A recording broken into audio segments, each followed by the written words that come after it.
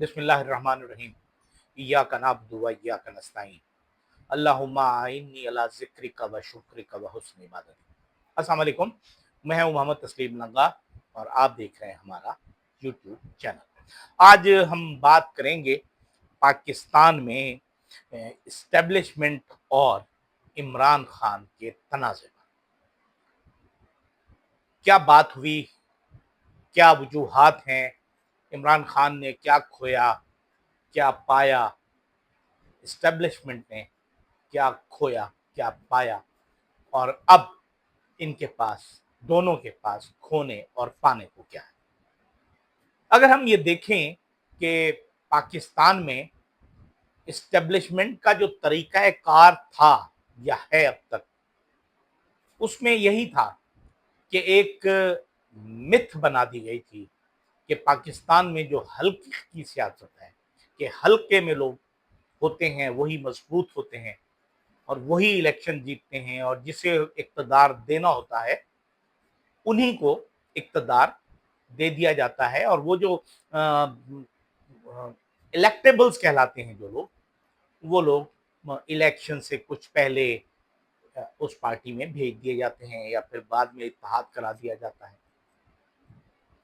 तो हमारे इस्टेब्लिशमेंट ने इसे अपना सबसे अहम तरीन हथियार बनाया हुआ था। उन लोगों ने पटवारी और थाने की सियासत भी की। मतलब ये कि वो लोग अपने इलाके में लोगों को कैद भी करवाते थे, छुड़वाते भी थे, पटवारियों से के जरिए काम भी रुकवाते थे, काम करवा भी देते थे, और अपनी मर्जी के अफसर भी तैनात करा लेते थे। तो एक तो ये जो निज़ाम था, ये हमारे इस्टेब्लिशमेंट का मजबूत तरीन निज़ाम था, और ये मंजूर नज़र लोगों को दिया जाता था, और वही लोग पार्टी में शामिल किए जाते थे, दाखिल किए जाते थे और फिर वापस खींच लिया जाता। दूसरा ये था कि करप्शन करवाई जाती थी, यानी करप्शन, सियासतदान करें, इतने पैसे खर्च हों और खर्च करने के बाद वो उससे 10 गुना कमाएं, 10 करोड़ रुपए खर्च करें, 1 अरब रुपया कमाएं। जाहिर है 1 अरब रुपया कमाने के लिए उनका कोई कानूनी तरीका तो होता नहीं, लिहाजा 2 नंबरियां होती हैं, कब्जे होते हैं, जमीनें छीनी जाती हैं, रिश्वतें ली जाती हैं, दी जाती हैं, और फिर जब वक्त आता है तो इस्टेब्लिशमेंट उन्हें वो जो करप्शन करवा रही होती है या जिनकी करप्शन पर आंखें बंद करके बैठी होती है, वो वक्त आने पर उनके सामने फाइलें रख दी जाती हैं और उनसे फिर अपनी मर्जी का काम ले लिया जाता है।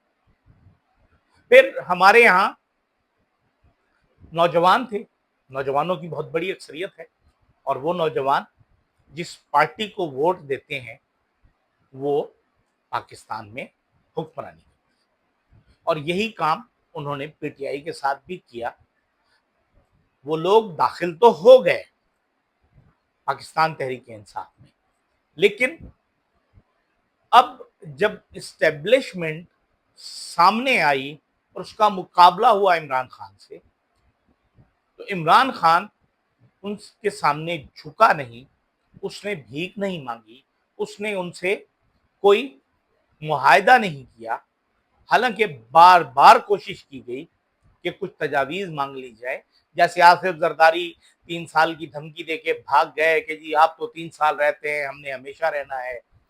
हमारे मियाँ नवाज शरीफ साहब तो बादशाह हैं, जेल में 1 हफ्ता भी नहीं निकाल सकते। तो ऐसी सूरत हाल में इन्होंने कहा कि हम बदतरीन जेल देंगे इमरान खान को। एक तो इमरान खान पर कोई करप्शन का केस नहीं बना। अच्छा, फिर मजेदार बात ये कि आज ये ताना दिया जा रहा है कि इमरान खान ने अपने 3.5 साल की दौरे हुकूमत में किया क्या। इमरान खान के जाने के फौरन बाद अप्रैल में वो गए, 22 में, 22 की जून जुलाई में बारिशें हुई, और आज तक सिंध और पंजाब की हुकूमत उन बारिशों को लेकर मातम कर रही है। सोचने की बात यह है कि अगर इमरान खान जिस वक्त मुश्किल तरीन दौर में आए और उन्होंने कोविड को देखा, कोविड को संभाला, लोगों को मरने से बचाया, पाकिस्तान की मईशत को संभाला और दुनिया के बेहतरीन मैनेजमेंट उनकी करार पाई, 3 बेहतरीन मैनेजमेंट्स में एक कोविड को संभालने के लिए, तो वो नाकाम ठहरे और ये चोर, उचक्के, लुटेरे, मुल्क को लूटने वाले अब इस मुल्क के बादशाह बन गए। अब चाहे इस्टेब्लिशमेंट का तरीकाकार यही होता था कि लोगों को अपनी मर्जी से ले आते थे, जब मर्जी आती थी, जब उनका दिल चाहता था, उन्हें करप्ट जाहिर कर दिया जाता था, साबित कर दिया जाता था। पहले पीपल्स पार्टी को किया, फिर नून को किया, फिर पीपल्स पार्टी को किया। वो चूंकि घबरा जाते थे, चोरी की हुई होती थी। ये मामला इमरान खान के साथ नहीं था और इमरान खान का मिजाज इमरान खान को पढ़ने में भी गलती की। और फिर जिस तरह भोंडे अंदाज में आपने केसेस बनाए, सारी दुनिया जानती है कि वो किसके कहने पर बने, और वो केसेस अब पाकिस्तान का ना नौजवान ना आम पाकिस्तानी वो किसी भी तरीके से इमरान खान का साथ छोड़ने को तैयार नहीं।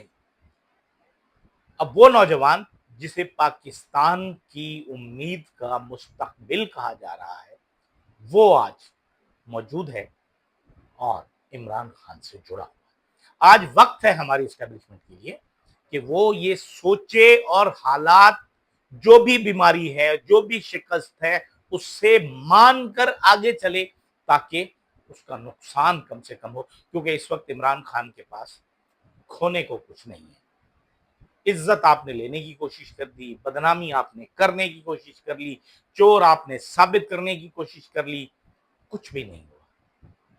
अब सिर्फ इमरान खान के साथ आपने मुआहदा करना है और इसमें अहम तरीन यही है कि आप अपना टेन्योर मुकम्मल करें, आर्मी चीफ अपना टेन्योर मुकम्मल करे और घर जाए, क्योंकि जितने भी लेफ्टिनेंट जनरल उनके पीछे मौजूद हैं वो उतने ही कॉम्पिटेंट हैं, उतने ही प्रोफेशनली क्वालिफाइड हैं जितने हमारे मौजूदा आर्मी चीफ।